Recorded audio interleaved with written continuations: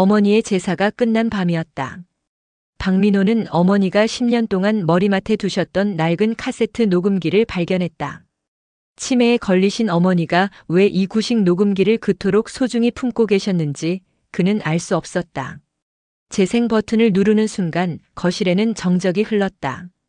그리고 테이프에서 흘러나온 것은 어머니의 목소리가 아니었다. 아주버님, 이제 그만해요. 민호 씨가 알면 어쩌려고 그래요. 벌써 8년이에요. 걱정 마. 어머니는 주무시고 민호는 술에 취해 자고 있어. 내가 당신 책임진다고 했잖아. 민호의 손에서 녹음기가 떨어졌다. 형의 목소리. 그리고 자신의 아내 수진의 목소리. 8년. 그 세월 동안 어머니는 말을 잃으셨고 그 대신 모든 것을 들으셨다. 계속 시청하시겠어요? 구독, 좋아요 눌러주세요. 자, 시작할게요. 8년 전 초겨울. 한수진은 37평 아파트의 현관문 앞에서 한참을 서 있었다. 초인종을 누를 수가 없었다. 손가락 끝이 얼어붙은 것처럼 움직이지 않았다. 문 너머에는 술에 취해 잠든 남편이 있을 것이고 거실 테이블 위에는 독촉장들이 쌓여 있을 것이다. 민호의 사업이 무너진 지 석 달째였다. 건설 경기 침체로 하청업체들이 줄도산할 때 민호의 작은 인테리어 회사도 버티지 못했다. 밀린 인건비, 자재비, 은행 대출금. 숫자들이 눈덩이처럼 불어나는 동안 민호는 점점 술병을 가까이 했고 수지는 점점 말수가 줄었다. 그날도 수지는 친정어머니에게 손을 벌렸다가 돌아오는 길이었다. 어머니의 한숨 섞인 목소리가 아직도 귓가에 맴돌았다. 수진아, 이번이 마지막이다. 엄마도 이제 없어. 봉투 안에는 300만 원이 들어있었다.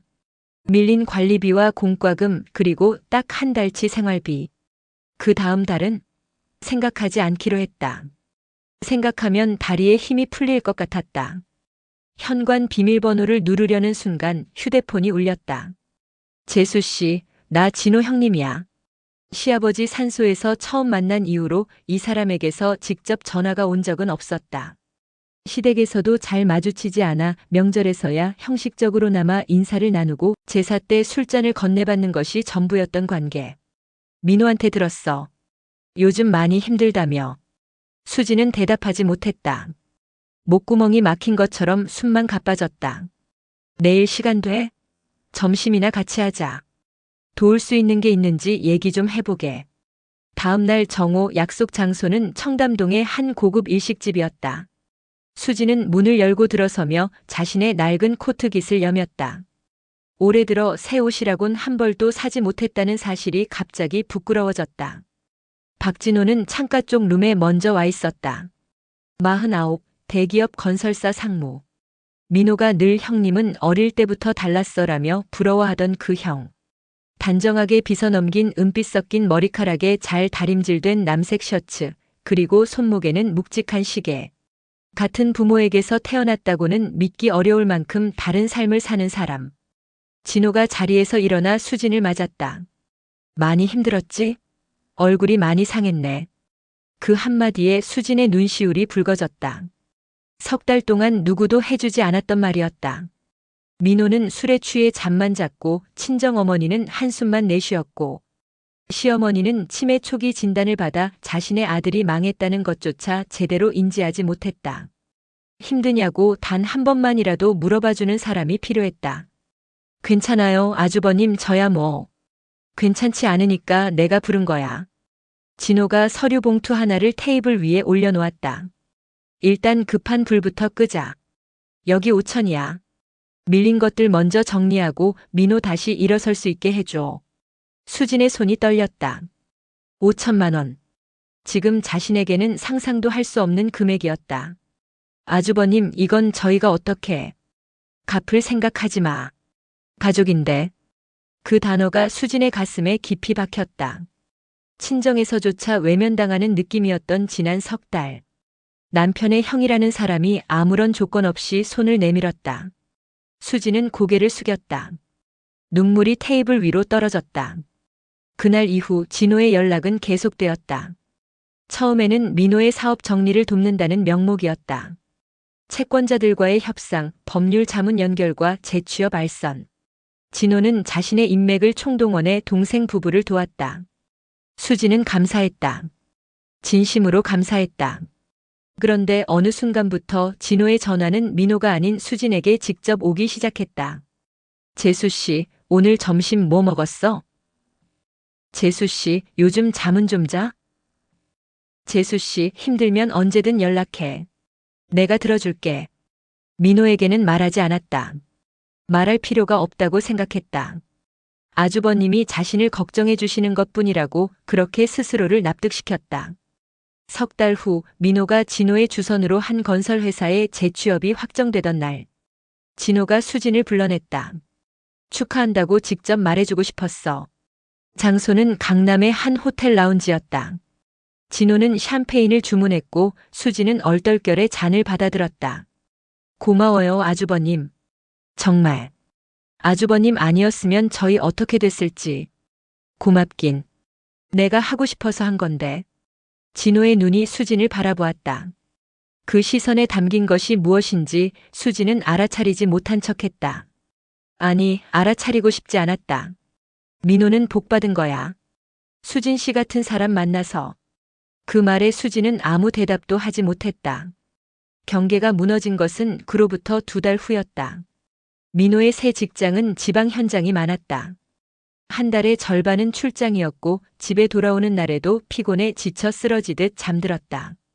그날도 민호는 충청도 현장에 내려가 있었다. 수지는 혼자 저녁을 먹다가 문득 참을 수 없는 외로움에 휩싸였다.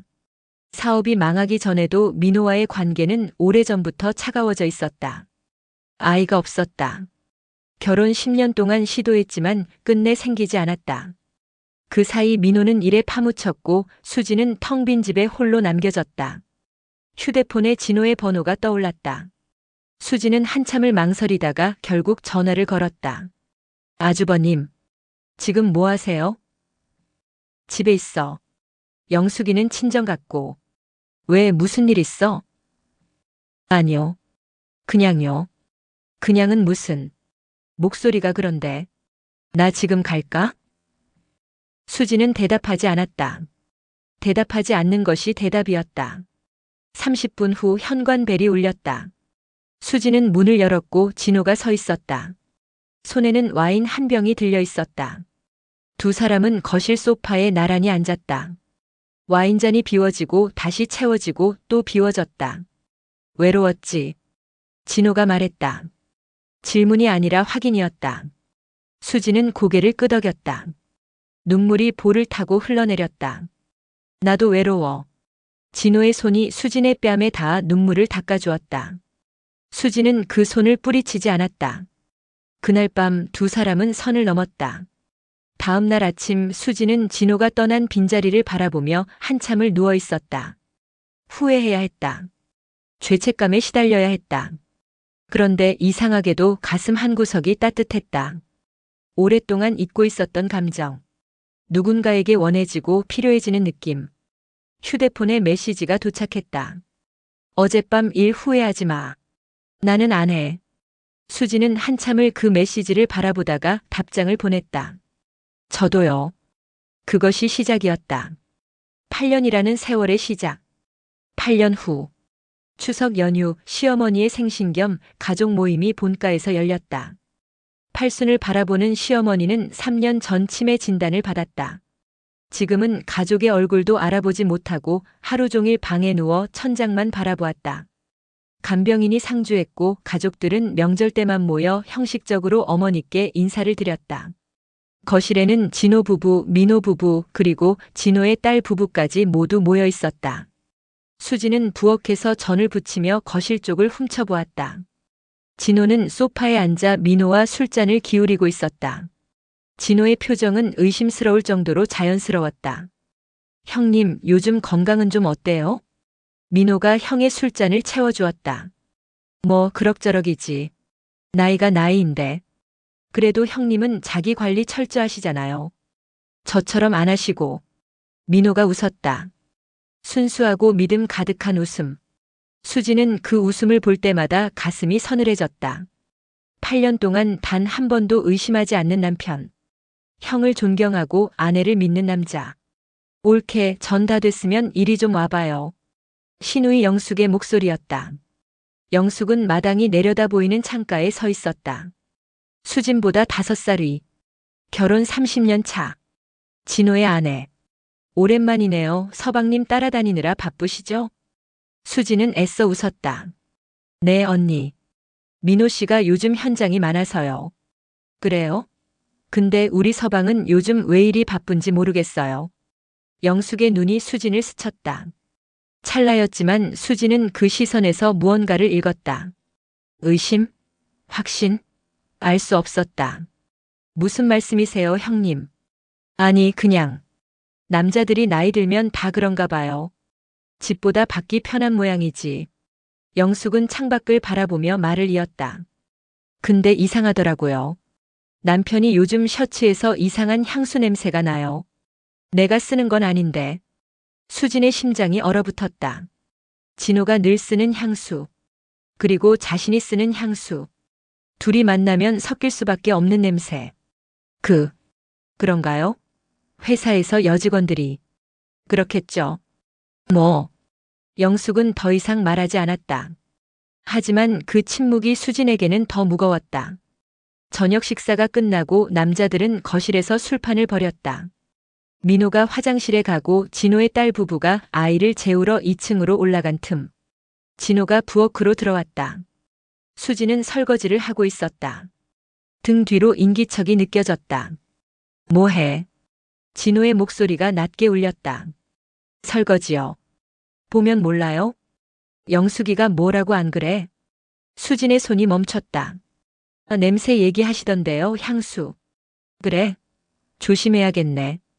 진호의 손이 수진의 허리에 닿았다. 진호 씨, 지금은. 알아. 그냥 보고 싶어서. 수진은 진호의 손을 뿌리쳤다. 하지만 그 동작조차 힘이 없었다. 8년이에요, 진호 씨. 언제까지 이럴 거예요? 그러게. 8년이나 됐네. 진호는 수진의 어깨에 손을 얹으며 입술을 열었다. 근데 끝낼 수 있어? 당신이?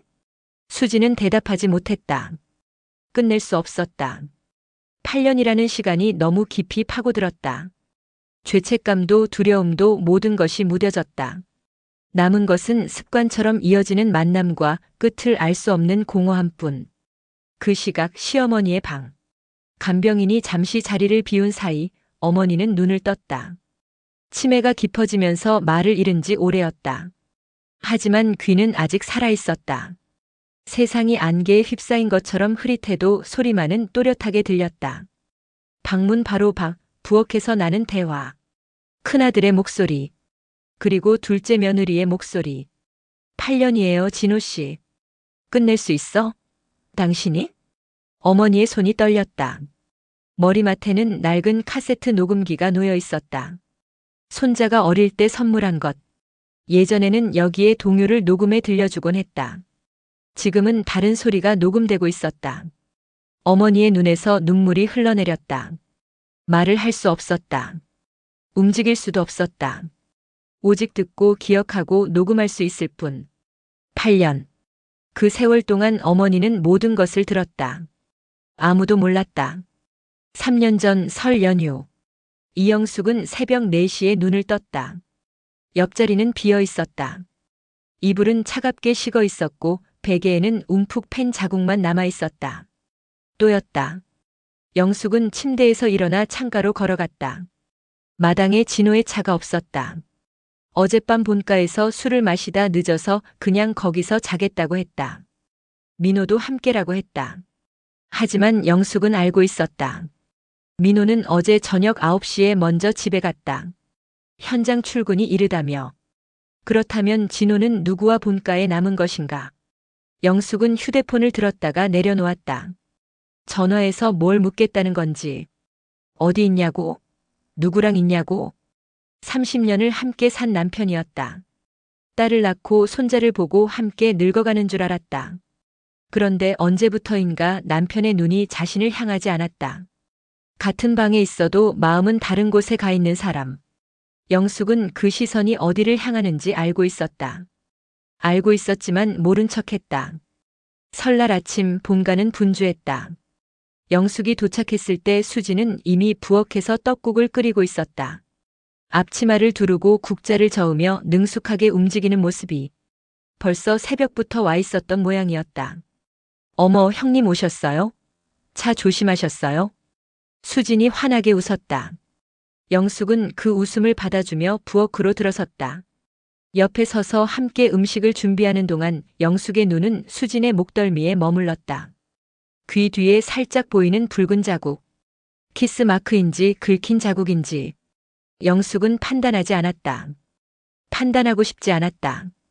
동서 목에 뭐가 났네. 벌레 물렸어? 수진의 손이 멈칫했다. 아, 이거요? 어젯밤에 극적거렸나 봐요. 건조해서 그런지. 그래, 요즘 건조하지. 영숙은 더 묻지 않았다. 거실에서 남자들의 웃음소리가 들려왔다. 진호와 민호가 나란히 앉아 술잔을 기울이고 있었다. 형제는 어릴 때처럼 다정해 보였고 민호는 여전히 형을 우러러보는 눈빛이었다. 영숙은 그 광경을 바라보며 생각했다. 이 평화가 얼마나 갈까? 이 거짓이 언제까지 버틸 수 있을까? 차례가 끝나고 어른들이 어머니 방에 세배를 드리러 갔다. 어머니는 침대에 누운 채 천장을 바라보고 있었다. 치매가 깊어진 후로는 가족이 와도 별다른 반응이 없었다. 눈만 멀뚱멀뚱 뜨고 가끔 혼잣말처럼 중얼거릴 뿐. 어머니, 새해 복 많이 받으세요. 민호가 큰 절을 올렸다. 진호도 그 옆에서 절을 했다. 수진과 영숙도 차례로 인사를 드렸다. 어머니의 눈이 움직였다. 수진을 바라보다가 진호를 바라보다가 다시 천장으로 돌아갔다. 그 시선의 의미를 아무도 눈치채지 못했다. 영숙만이 잠깐 어머니의 눈에서 무언가를 읽은 것 같았다. 슬픔? 분노? 아니면 체념? 어머니 식사하셨어요? 영숙이 어머니의 손을 잡았다. 뼈만 앙상하게 남은 손. 한때는 이 손으로 내 남매를 키우고 밭을 일구고 제사 음식을 장만하셨다. 어머니는 대답 대신 영숙의 손을 꾹 쥐었다. 그 힘이 이상하게 강했다. 점심 식사 후 남자들은 마당에서 담배를 피우고 여자들은 부엌에서 설거지를 했다. 영숙과 수진 단둘이 남은 부엌. 설거지 물소리 사이로 침묵이 흘렀다. 동서. 영숙이 먼저 입을 열었다. 네, 형님. 요즘 민호 씨랑은 괜찮아? 수진의 손이 살짝 멈췄다가 다시 움직였다. 네, 뭐. 늘 그렇죠. 바쁘니까. 그래, 남자들이 다 그렇지. 바쁘다는 핑계로 집 밖에서 살고. 영숙의 말에 수진은 대답하지 않았다. 근데 있잖아, 동서. 영숙이 설거지하던 손을 멈추고 수진을 바라보았다. 남자가 바빠도 너무 바쁘면 그건 바쁜 게 아니야. 피하는 거지. 수진의 얼굴이 굳었다. 무슨 말씀이세요, 형님? 아니, 그냥. 나도 요즘 그런 생각이 들어서. 영숙은 다시 설거지를 시작했다. 더 이상 말하지 않았다. 수진은 등 뒤로 흐르는 식은땀을 느꼈다. 그날 밤 가족들이 모두 잠든 후 진호는 본가 2층 서재에 올라갔다. 담배를 피우겠다는 핑계였다. 10분 후 수진도 자리에서 일어났다. 화장실에 다녀오겠다고 했다. 영숙은 거실 소파에 누운 채 눈을 감고 있었다. 잠든 척했다. 수진의 발소리가 멀어지고 2층으로 올라가는 계단 소리가 희미하게 들렸다. 영숙은 눈을 떴다. 천장을 바라보며 숨을 고르던 영숙의 눈에서 눈물이 흘러내렸다. 알고 있었다. 처음부터. 5년 전 추석 진호의 셔츠에서 낯선 향수 냄새를 맡았을 때부터. 4년 전 설 수진이 진호를 바라보는 눈빛이 달라진 걸 느꼈을 때부터. 3년 전 제사 때 부엌에서 둘이 속삭이는 소리를 들었을 때부터. 알고 있었지만 입을 열지 못했다. 왜? 집안이 무너지는 게 두려워서? 남편을 잃는 게 두려워서? 아니면 진실을 마주할 용기가 없어서? 영숙은 스스로에게 물었다. 대답은 나오지 않았다. 2층 서재. 창문을 열어두어 담배 연기가 밤 공기에 섞여 흩어졌다. 진호는 창틀에 기대어 서 있었고 수지는 문 앞에 서서 그를 바라보았다. 위험해요, 진호 씨. 형님이 눈치챈 것 같아요. 알아. 그런데 왜 불렀어요? 보고 싶으니까. 진호가 담배를 끄고 수진에게 다가왔다. 진호 씨. 쉬. 소리 내지 마. 진호의 손이 수진의 허리를 감았다. 수진은 저항하지 않았다. 저항할 힘이 남아있지 않았다. 8년. 처음에는 죄책감에 시달렸다. 밤마다 악몽을 꾸고 민호의 얼굴을 볼 때마다 심장이 쪼그라드는 것 같았다. 그런데 시간이 흐르면서 그 감정마저 무뎌졌다. 지금은 아무것도 느껴지지 않았다. 진호의 품에 안겨 있어도 민호의 곁에 누워 있어도 마찬가지였다. 텅 빈 껍데기처럼 하루하루를 버틸 뿐. 우리 언제까지 이럴 거예요? 수진이 물었다. 모르지. 끝날 때까지?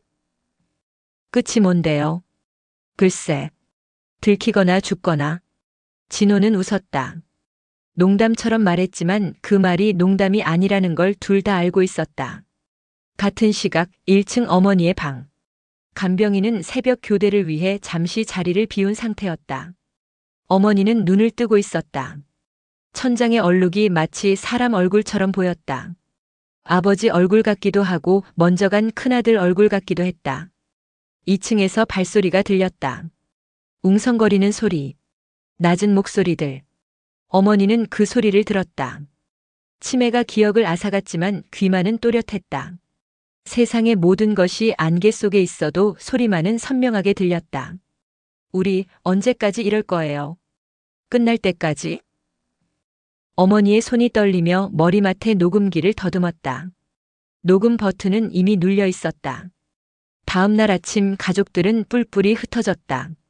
진호와 영숙은 서울 집으로, 민호와 수진은 분당 집으로.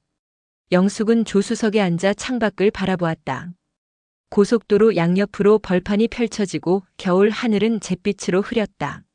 뭐 생각해? 진호가 물었다. 아무것도. 표정이 안 좋아 보여서.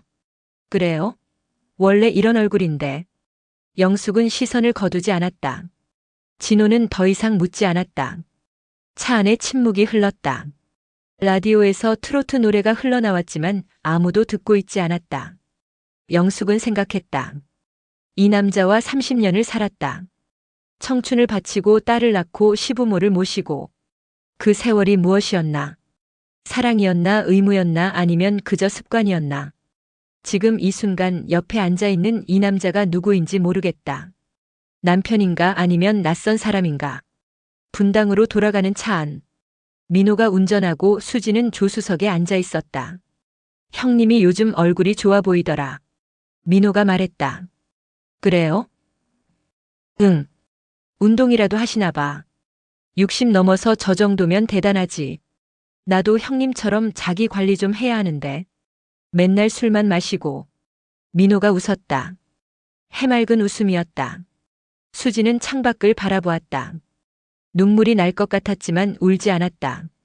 우는 것조차 사치라는 생각이 들었다. 수진아. 응? 고마워.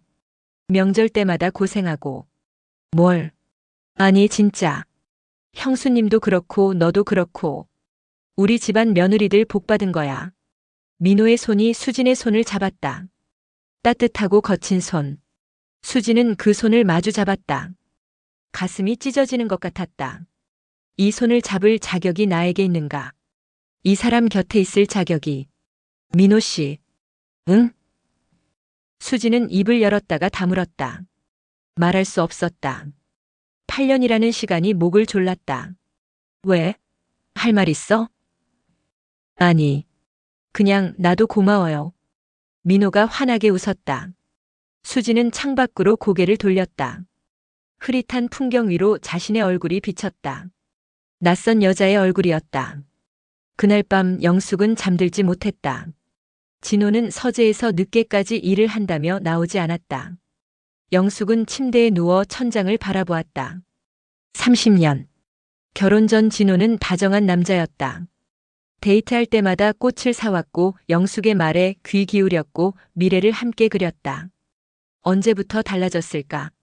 아이가 태어나고, 진호가 승진하고, 아니면 시간이 그냥 사람을 바꾸는 걸까?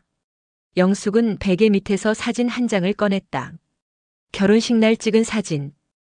웨딩드레스를 입은 자신과 턱시도를 입은 진호. 둘 다 젊고 행복해 보였다. 이 사진 속 두 사람은 어디로 갔을까? 영숙의 눈에서 눈물이 흘러내렸다. 여보. 아무도 대답하지 않았다. 영숙은 사진을 가슴에 안고 눈을 감았다. 알면서도 모른 척하는 것. 그것이 자신이 선택한 방법이었다. 가족을 지키기 위해. 체면을 지키기 위해. 아니, 진실을 마주할 용기가 없어서. 하지만 이 침묵이 언제까지 갈 수 있을까? 폭풍 전의 고요. 그 고요 속에서 영숙은 숨을 죽이고 있었다. 언젠가는 무너질 것이다. 그날이 오면 자신은 어떻게 될까? 본가 어머니의 방. 간병인이 야간 순찰을 돌고 난 뒤 방 안에는 고요함만 남았다. 어머니는 눈을 감고 있었지만 잠들지 않았다. 머리맡의 녹음기에는 오늘 낮에 녹음된 소리들이 담겨 있었다. 동서 목에 뭐가 났네. 건조해서 그런지. 남자가 바빠도 너무 바쁘면 그건 바쁜 게 아니야. 피하는 거지. 어머니의 손이 천천히 움직여 녹음기를 어루만졌다. 말을 할 수 없었다. 몸을 움직일 수도 없었다. 하지만 이 작은 기계는 어머니 대신 모든 것을 기억하고 있었다. 8년치의 비밀, 8년치의 배신, 8년치의 거짓말. 어머니는 알고 있었다. 이 테이프가 언젠가 세상에 나올 것을. 자신이 죽고 난 후 누군가 이 녹음기를 발견할 것을. 그때 모든 것이 드러날 것이다. 어머니의 입술이 떨렸다. 소리 없는 말이 새어나왔다. 용서. 못해. 아무도 듣지 못했다. 어머니는 눈을 감았다. 눈물이 주름진 볼을 타고 흘러내렸다. 오늘 이야기 어떠셨나요? 후속편은 다음 날 만나뵐게요. 여러분 구독, 좋아요 눌러주세요. 여러분의 클릭이 저를 춤추게 해요. 감사합니다.